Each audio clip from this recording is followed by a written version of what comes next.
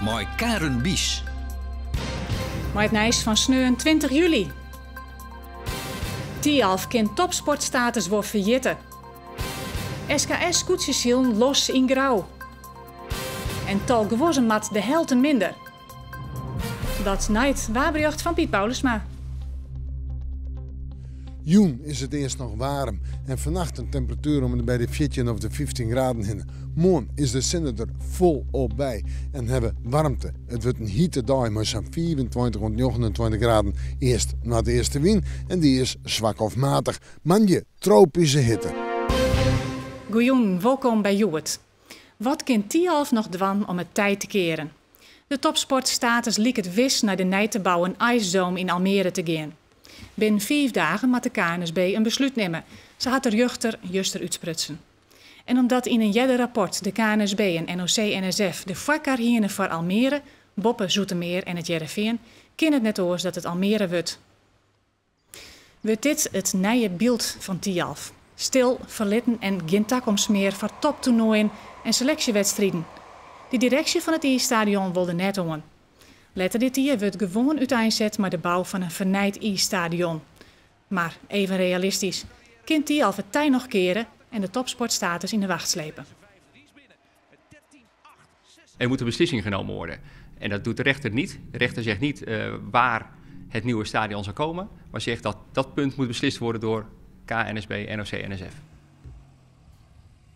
Het lieke dus einde verhaal voor Tialf. Of lisde de toch nog kommersen. Bij u is ons kotenije projectleider van Tialf, Willem-Jan van Elsakker. Goeiedag. Goedenavond. De KNSB zal dus binnen 4 dagen beslissen moeten wat de voorlopige gunning krijgt. Wat is dan de procedure?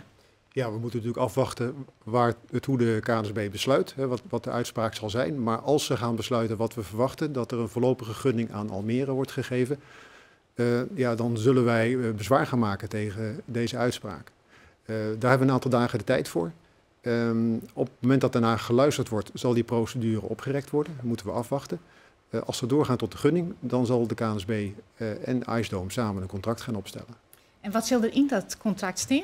Eigenlijk weten we dat niet. Want van begin af aan heeft het contract nooit op tafel gelegen, maar meer de intentie om samen te gaan praten over de verhuur van trainingsijs in een stadion. Dus op dat moment bij het contract weten we echt wat er gegund wordt.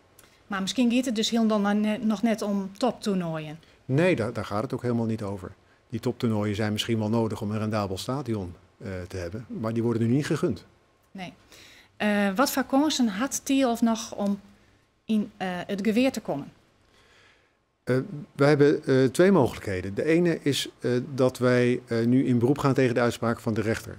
En dat besluit hij hem? Ja, in de komende week. Ja. We zullen nog goed laten lezen wat er staat. Dus de juristen zijn aan het woord.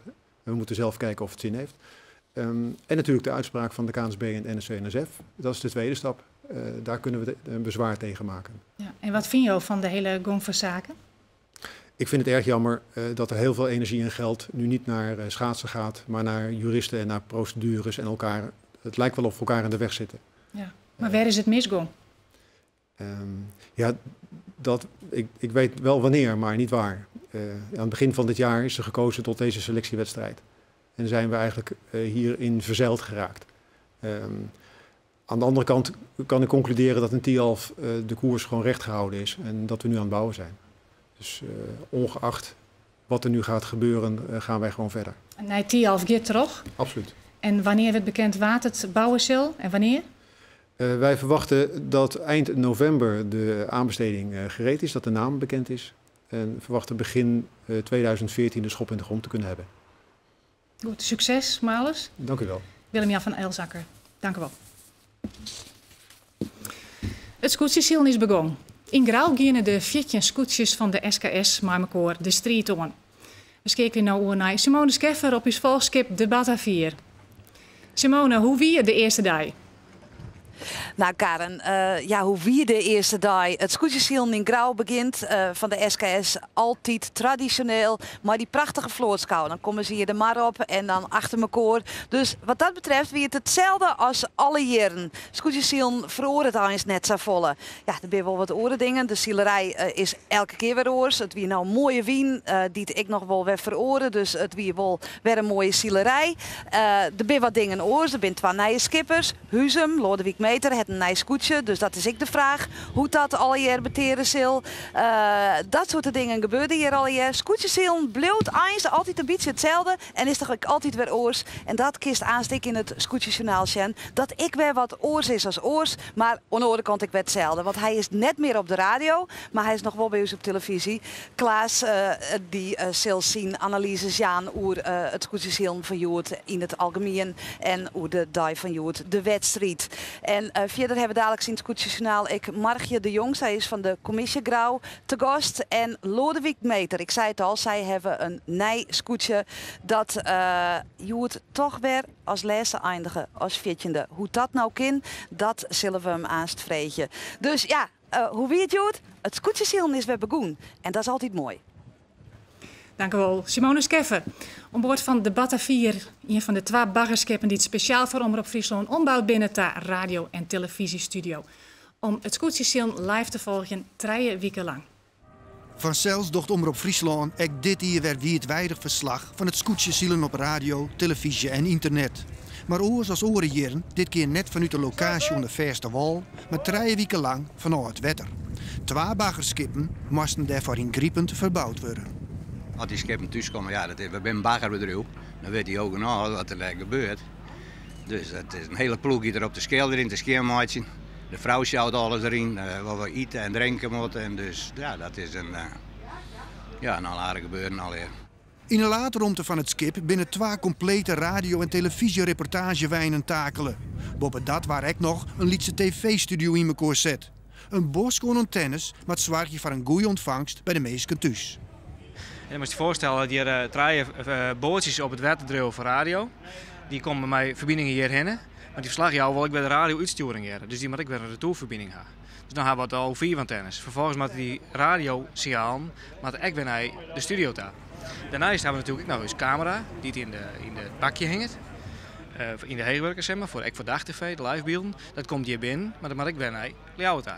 En cameraman René Diek zit in dat bakje. Meer dan 5 meter hoog in de lucht.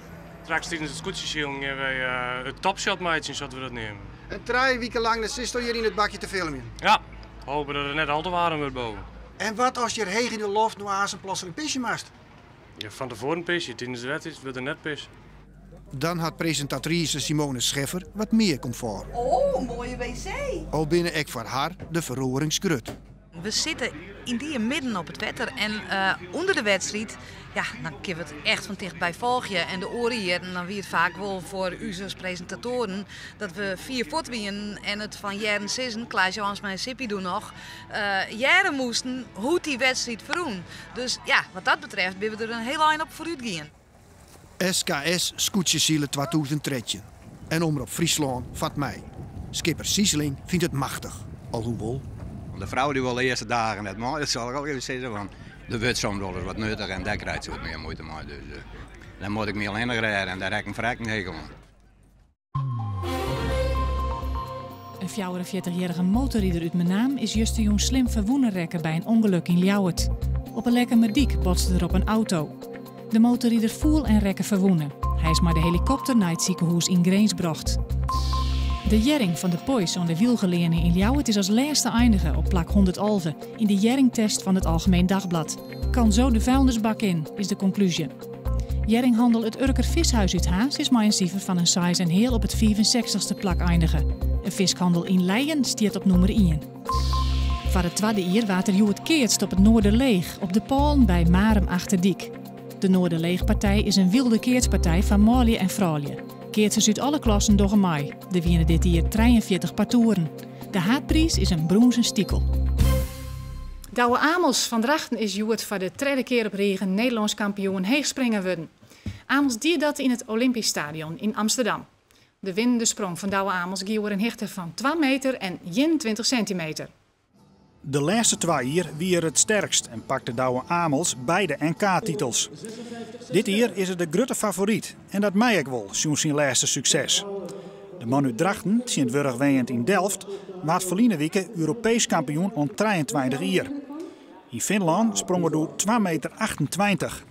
Grootste concurrent Joet is Jan-Peter Larsen, hier jochs van Douwe Amels. Larsen en Amels binnen dan nog in de strijd. Larsen die redt het krek net. Dat slag het Amels wel en dus is er op een nij Nederlands kampioen.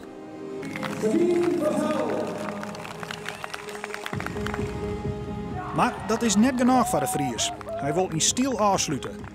De lot komt op 2,29 meter. Amels zweept het publiek op. De onren is goed. Maar het slag het krek net. Maar dat is naar alle gedachten een kwestie van tijd. Om te beginnen lokwezen met die titel. Ja, dank u wel. Maar hij ging er eigenlijk wat meer uitslepen door die 22. Ja, dat is wel weer. Ja. Die titel weer natuurlijk het eerste doel. En ja, ik had 2,28 gesprongen en ja, als ik 2,29 hier sprongen, dan hier ik zeker witte naar het NK of naar het WK in Moskou mocht. En ja, dat hier ik wel heel graag helle hoort. Maar ja, het was een hele goede poging en dat ik dit een week ja, ik had best een hectische week hoor. Dus ja, ik ben heel tevreden hoe je hoort. Dat is heel mooi, ja. Voor het eerst is het tal gewonnen in heel Nederland telt. De bedoeling is het probleem goed in kaart te brengen. Want gewonnen vernielen massaal het boerenloon. Er zijn waarschijnlijk meer dan 200.000 gewonnen in ons land. En dat aantal maakt maar de helft waarom. Deze maitijd ben al heel wat aaien troprikt om het tal piekjes te behinden.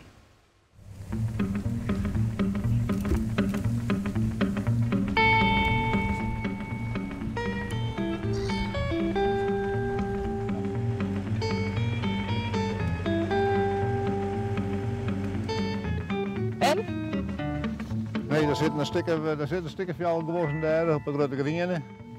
Maar hier zit ze er ik niet.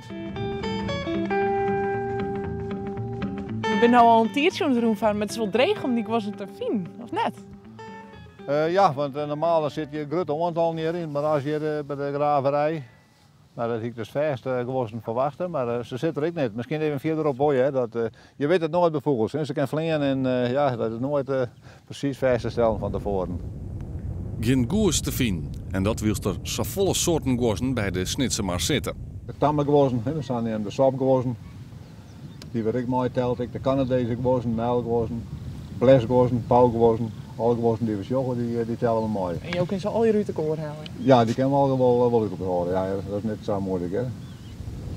Vleende gozen worden net meeteld, want de vogels die doorvleenen vinden vaak een oorplak. En om dubbeling voor te komen worden alleen de gozen op de groen of in het wetter meeteld. Het lijkt het haast of de gozen op de hichte binnen van de plan om de populatie weer om te brengen. Ja, ze willen eens het niveau weer omdringen tot 100.000. Dat wordt het niveau van 2005. Toen weer ongeveer 100.000 te grauw geworden, 50.000 brierperen. En dat is dan ja, maatschappelijk verantwoord dat ze dat nemen. Dus dat is een hele ingreep. Tot het jou nooit zeer als boswachter of net echt? Nou ja, wel een beetje, hè, maar dat prikken ik dan, ja, staan we maar een beetje op nul. En dan maar even prikken. Dan ben er in de grijde uiteindelijk toch nog wat gewonnen. Maar die zit buiten in het telgebied. Die hoeven jou net te tellen? Die hoef ik niet mooi te tellen. En ontzag weer het Nijs van Joert. Wanneer ben we er weer op radio? Nijs is er ik op internet. Zo dadelijk zie je het allereerste scootjesjournaal van dit jaar. Nog een hoffelijk weekend.